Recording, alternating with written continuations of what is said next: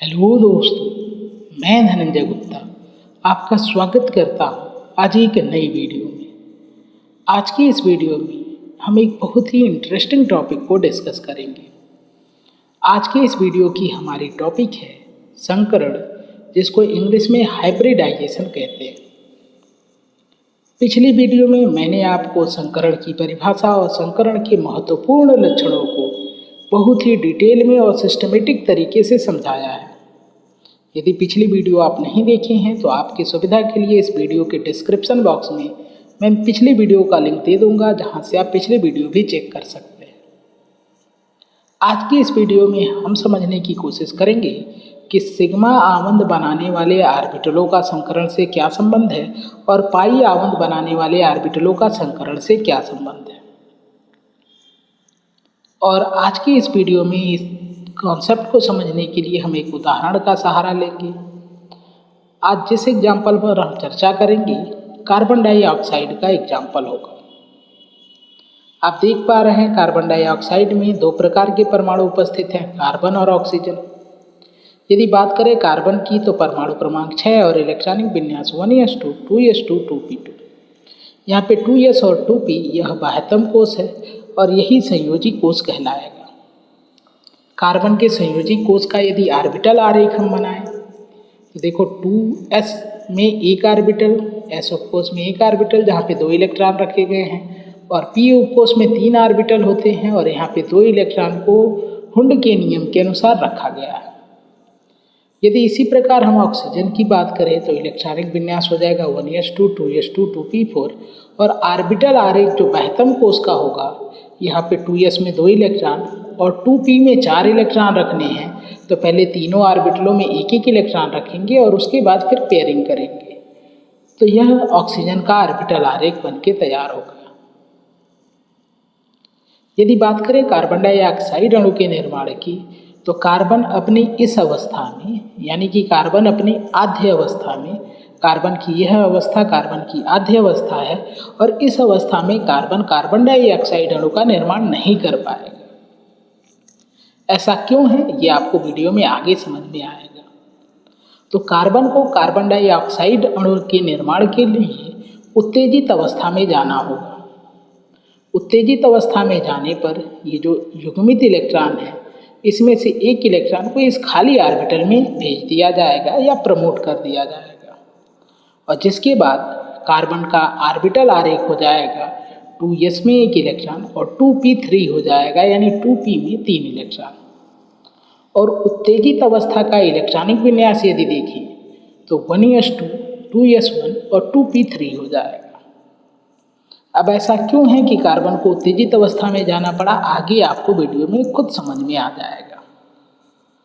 यदि बात करें कि यहाँ पर केंद्रीय परमाणु कौन होगा कार्बन डाइऑक्साइड में, तो केंद्रीय परमाणु कार्बन होगा।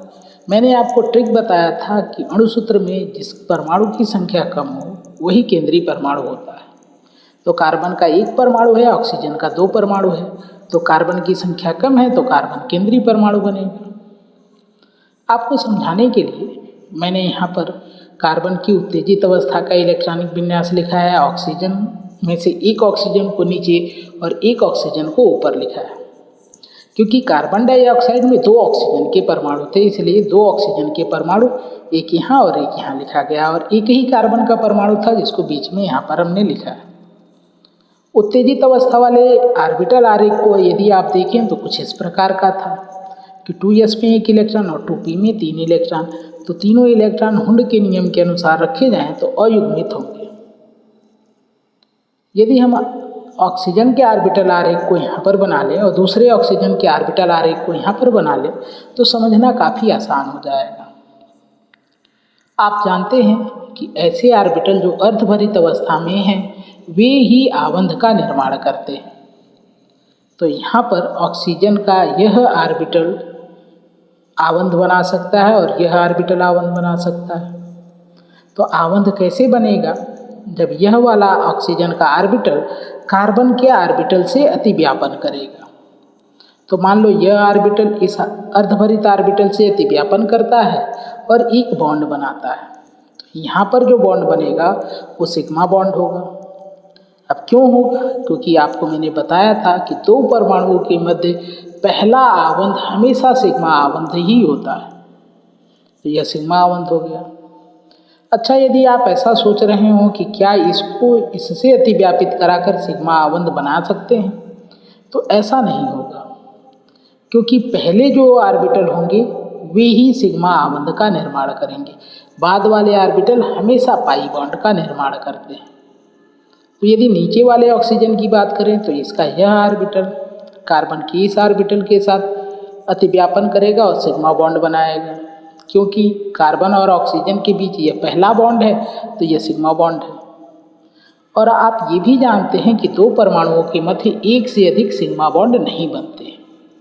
तो अब इस वाले ऑक्सीजन का ये जो एक ऑर्बिटल अर्धभरित अवस्था में है, यह सिग्मा बॉन्ड तो बना नहीं पाएगा क्योंकि सिग्मा बॉन्ड पहले ही बन चुका है। तो अब यह पाई बॉन्ड बनाएगा। तो पाई बॉन्ड बनाने के लिए ये इससे ओवरलैप करके पाई बॉन्ड बना लेता है। और इसी प्रकार ऑक्सीजन का ये वाला ऑर्बिटल कार्बन की इस वाले ऑर्बिटल से अतिव्यापन करके पाई बॉन्ड बनाएगा।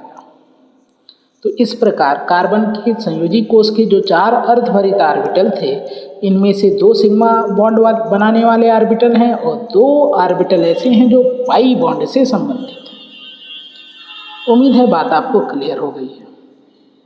अब संकरण के कॉन्सेप्ट की बात करें तो संकरण की अवधारणा में हमने आपको बताया है कि केंद्रीय परमाणु के ऑर्बिटल आबंध बनाने से पहले संकरण की क्रिया करते हैं, जिससे संकर ऑर्बिटल बनते हैं और संकर ऑर्बिटल अतिव्यापन द्वारा आबंध का निर्माण करते हैं।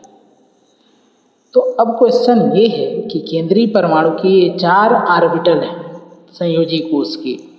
आप जानते हैं केंद्रीय परमाणु के संयोजी कोष के ऑर्बिटल ही संकरण में भाग लेते हैं। तो ये 4 ऑर्बिटल जो संयोजी कोष के हैं, क्या ये चारों संकरण में भाग लेंगे? तो यहीं पर आपको ध्यान रखना है कि ऐसे ऑर्बिटल जो पाई बॉन्ड बना रहे हैं वे संकरण में भाग नहीं लेते। तो सिंपल शब्दों में आप याद रखिए, पाई आबंध वाले ऑर्बिटलों का संकरण में कोई रोल नहीं है। अब बाकी पाई बॉन्ड वालों को यदि निकाल दे तो 2 ऑर्बिटल ऐसे हैं केंद्रीय परमाणु के जो सिग्मा बॉन्ड से संबंधित हैं, तो ये दोनों संकरण करेंगे। तो आपको ध्यान रखना है कि केंद्रीय परमाणु के संयोजी कोष के वे ऑर्बिटल जिनमें लोन पेयर इलेक्ट्रॉन हो या फिर जो सिग्मा बॉन्ड से संबंधित हो, वे संकरण में भाग लेते हैं, जबकि पाई बॉन्ड वाले ऑर्बिटल संकरण में भाग नहीं लेते।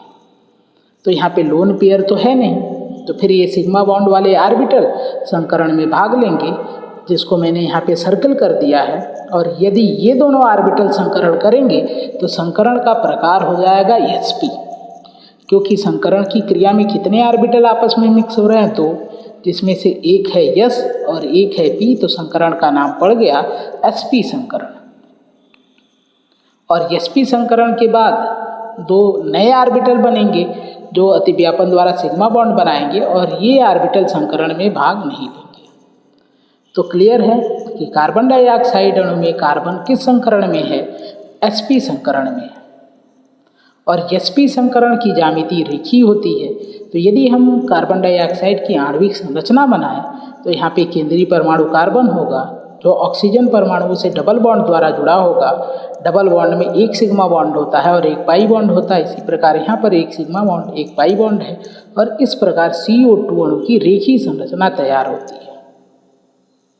तो दोस्तों, ये थी आज की वीडियो। उम्मीद है आज की वीडियो आपको पसंद आएगी, आपके कॉन्सेप्ट क्लियर होंगे वीडियो से। यदि वीडियो पसंद आए तो लाइक करें, अपने दोस्तों के साथ शेयर करें, हमारे चैनल को सब्सक्राइब करके बेल आइकन को प्रेस कर लें